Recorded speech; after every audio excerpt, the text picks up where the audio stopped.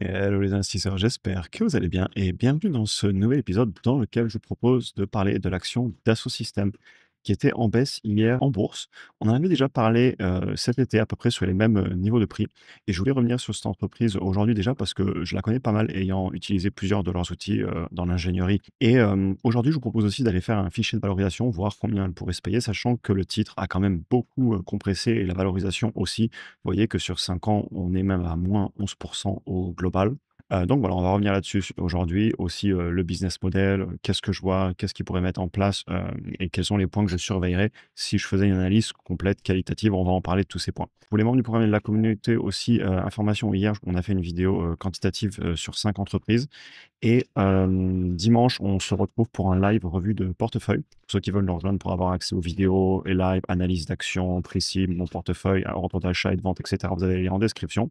Et évidemment, comme d'habitude aussi, il s'agit encore d'un conseil en investissement. Je partage mes chiffres, ma vision des choses, mais chacun prendra ses propres décisions. Donc Dassault Systèmes, c'est un leader mondial en logiciel pour la conception 3D, la simulation, la gestion de cycle vie des produits. Donc pensez de suite entreprises industrielles, des logiciels comme SolidWorks, CATIA, et Novia pour la gestion de données de modèles 3D.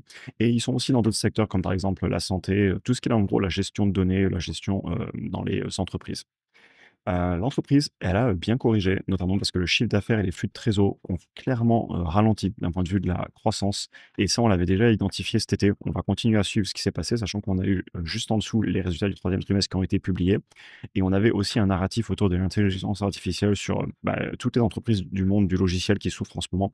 Et il faut qu'on en reparle. Si vous regardez sur 9 mois qui ont déjà passé l'année 2025 par rapport à 2024, on a toujours un tout petit peu de croissance autour des 2-3%.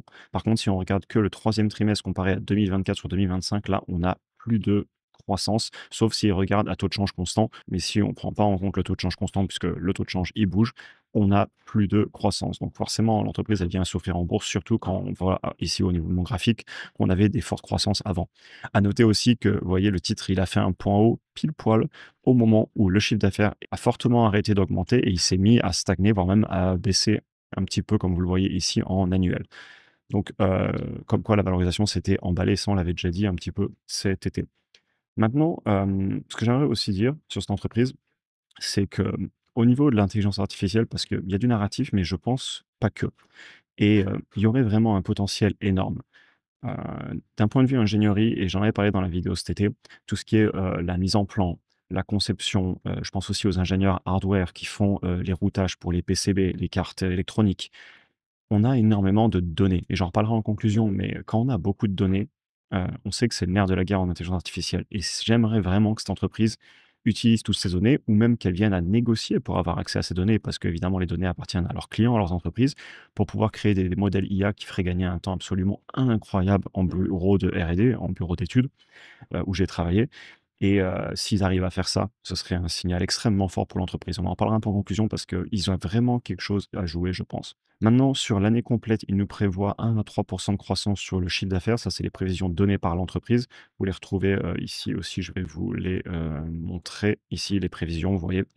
Et ils prévoient que les marges opérationnelles vont quand même bien compresser, hein.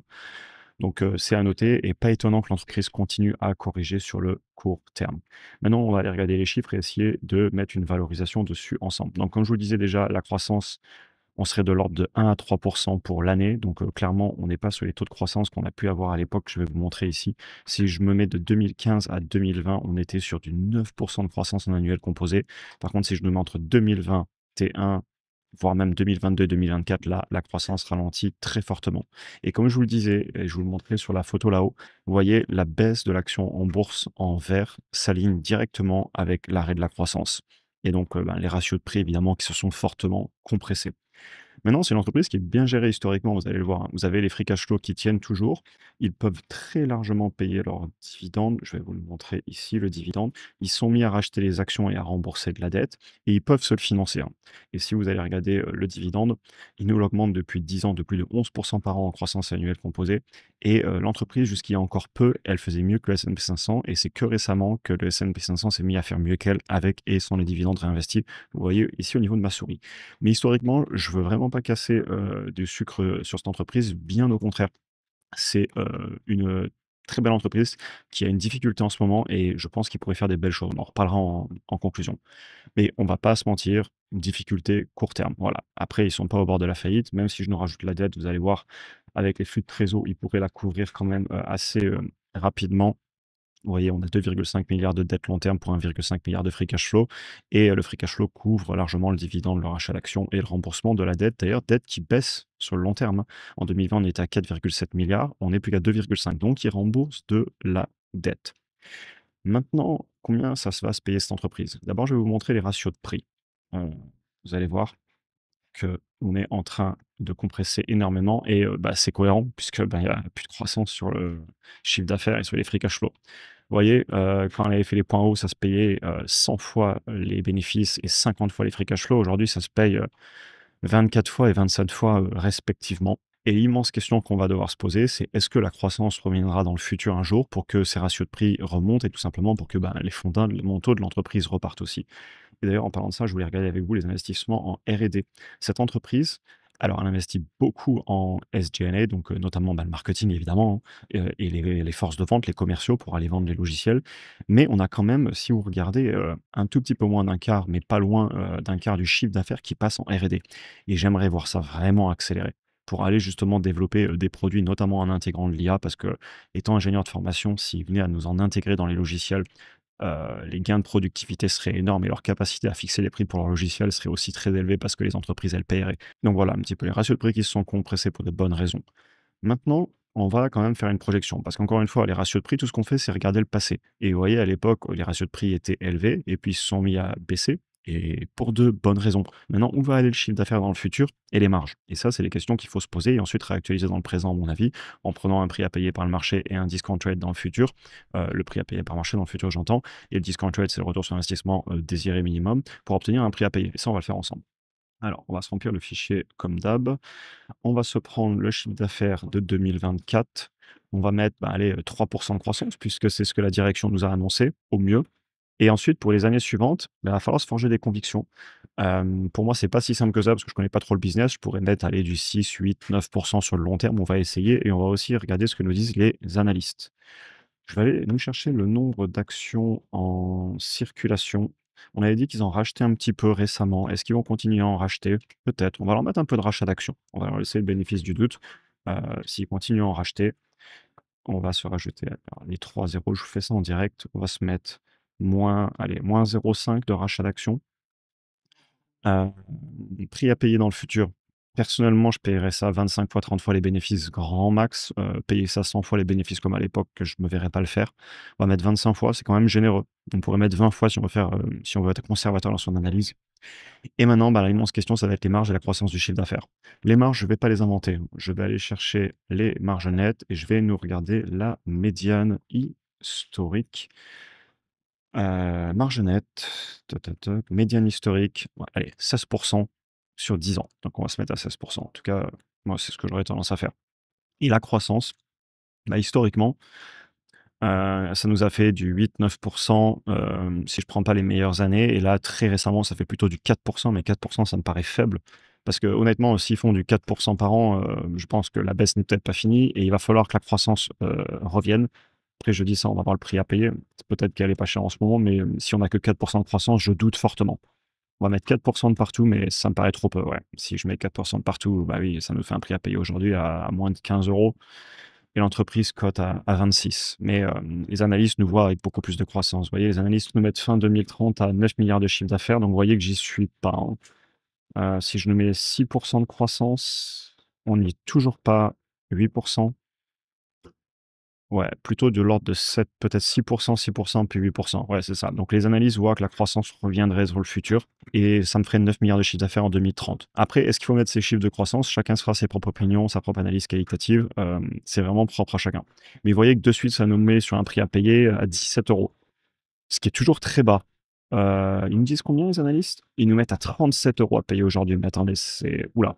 Je vais pas couper la vidéo, là, c'est bizarre. Je vais vous faire la réaction en direct. Ils nous mettent un bénéfice par action à combien? Ou 2 € de OK, 2 € de bénéfice par action. Ça nous fait des marges à combien ça? 27? 30? Waouh! Ou alors ils nous mettent plus de rachats d'actions, ils nous mettraient peut-être, genre, 2 de rachat d'actions et des marges à 27, 26, 25. OK, les analystes sont très, très, très, très, très, très, très optimistes. OK, tant mieux pour eux, je m'amuserai surtout pas à mettre ça. Heu, Personnellement, je mettrais les médianes historiques ou alors faudrait vraiment qu'ils aient une capacité à fixer les prix absolument phénoménale avec une révolution sur leur logiciel, avec une énorme implantation de l'IA et une demande, énorme. Ça me paraît beaucoup, sachant que le mieux qu'ils ont fait historiquement sur les marges nettes, on va aller le chercher ensemble. Je vais me mettre les net margins. Les points hauts qu'ils nous ont fait historiquement, c'est 19. Donc je vais nous mettre 19 pour être généreux. Ça nous fait toujours un prix à payer dans les 20 €, hein. Et elle cote à combien? J'ai oublié. Elle cote à 26. Elle cote toujours, un peu haut à mon goût. OK, bon, vous savez quoi? Je vous aurais fait plein de variations, donc ça vous donnera un petit peu différentes idées. Chacun fera ses propres, projections, sa propre analyse. Je mets la vidéo en pause, je nous tape la conclusion et on fait la fin de la vidéo ensemble. Du coup, conclusion. Belle entreprise, historiquement, rien à dire. Il y a du challenge devant eux et c'est le genre de vidéo cependant qui fait plaisir à faire parce que je pense qu'ils peuvent les saisir les challenges. Il faut aller chercher le retour de la croissance et quelle est la confiance de la direction là-dessus? J'irai me poser ces questions et j'irai écouter ce que dit la direction. Surtout pour moi, et là, c'est les questions, que je me poserai et je vais me les poser parce que je pourrais y être intéressé s'ils le font. C'est est-ce qu'ils vont réussir à saisir l'énorme potentiel sur l'IA? Et je voulais revenir là-dessus. Dans mon métier dans le passé, qu'est-ce que j'aurais aimé qu'on ait de l'IA pour aller faire, des mises en plan, des, routages sur des cartes graphiques, des PCB, quand on prend un schéma, je sais pas, sur CADSTAR, sur Axiom, sur n'importe quel logiciel et passer sur du 2D. Ça prend des semaines à un technicien, à un ingénieur. Si l'IA pouvait nous faire ça en 5 minutes, là, l'entreprise, si elle arrive à créer ce genre de choses, elle pourrait et honnêtement, je vois rien d'impossible là-dedans, il faut juste de la donnée. Heu, c'est pas des choses très compliquées, c'est des tâches très, très, très, très, très chronophages et on a des données absolument phénoménales, je veux dire des mises en plan, que ce soit de la mécanique, de l'électronique, ça déborde dans les bureaux d'études de toutes les entreprises du monde. Imaginez si Dassault Systèmes arrive à négocier avec ces entreprises d'obtenir ces données ou d'avoir le droit de les utiliser parce qu'ils les ont. Ils les ont dans leur cloud avec Enovia et tout. S'ils avaient arrivé à obtenir le droit de les utiliser ou s'ils payaient pour ce droit et qu'ils utilisaient cette donnée pour faire un logiciel IA qui serait unique en intelligent, je sais pas. Typiquement, je vais vous donner une image de la chose.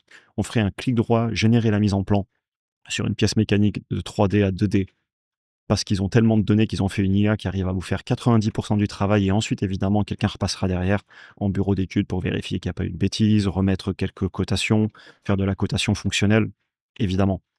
Mais si 90 du travail est mâché et c'est incroyable et s'il y a des ingénieurs software, ou hardware ou, mécanique industrielle dans la chaîne YouTube sur la chaîne YouTube, dans les vidéos, vous comprenez parfaitement ce que je suis en train de dire. Ce serait, exceptionnel et s'ils arrivent à faire ça et ben, moi, même moi, je m'intéresserai vachement à l'entreprise. Parce que, voilà, ce que je vous dis, ça va vraiment dépendre du retour de la croissance et comme on l'a fait ensemble en direct, la valorisation, je la trouve toujours un peu élevée à mon goût. Je l'avais jamais fait, c'était la première fois, on l'a fait en direct, comme ça vous l'aurez aussi, je l'ai découverte avec vous. Historiquement, ça s'est payé cher et je comprends que la valorisation est beaucoup compressée comme je vous le montrais, avant, quand je vous avais mis, l'arrêt du chiffre d'affaires et la baisse du prix de l'action. Par contre, ils ont tous les éléments en main pour faire quelque chose d'incroyable. J'aimerais vraiment qu'ils aillent le faire. Imaginez ce qu'ils pourraient faire avec toute la donnée qu'ils ont. Heu et s'ils le font, il y aurait une adoption incroyable sur leurs produits et je pense que quelqu'un le fera un jour. Quelqu'un, un jour, va aller prendre toutes ces données ou créer de la donnée, avec l'IA et va rendre des tâches qui prenaient avant des semaines, voire des mois à des personnes et va accélérer, je sais pas, fois 10 le temps pour le faire. C'est-à-dire que si, on a une IA qui nous fait 90 du travail, il faut juste repasser derrière et corriger, imaginez le temps gagné. Alors là, évidemment, je parle aux ingénieurs qui seraient sur la chaîne et cetera. Vous comprenez ce que je suis en train de dire. Ce serait une révolution. Si Dassault Systèmes le faisait et ils ont les éléments en main pour aller négocier pour pouvoir le faire, va falloir investir et tout. Mais s'ils le font, et ben, moi, je pourrais clairement m'intéresser à l'entreprise. Je sais pas qui le fera et je pense que quelqu'un le fera. Voilà un petit peu, un potentiel énorme, une baisse logique, hélas, parce que, ben, le haut du compte de résultat ne ment pas. Le free cash flow et le chiffre d'affaires ont vu leur croissance ralentir et si l'entreprise fait les bonnes choses et l'innovation, peut-être une vraie opportunité. Je vais rester observateur clairement, surtout que le prix, je trouve pas non plus qu'il soit complètement massacré, la valorisation j'entends, mais à surveiller parce que beau potentiel. Voilà un petit peu pour aujourd'hui. J'espère que la vidéo vous aura intéressé en tout cas. N'hésitez pas comme je vous disais à ceux qui veulent nous rejoindre, vous avez les liens en description. On fait beaucoup d'analyses quantitatives comme ça, toutes les semaines sur les entreprises qui, vous intéressent, que vous me proposez, beaucoup de beaux dossiers et aussi on aura le live dimanche et puis on continue comme d'habitude. Et sinon on se retrouve sur YouTube, ben, dès demain, on sera samedi, donc ce sera la vidéo du samedi que je prends toujours autant de plaisir à faire. Je vous souhaite une excellente journée et à très bientôt pour un prochain épisode. Bonne fin de journée à tous.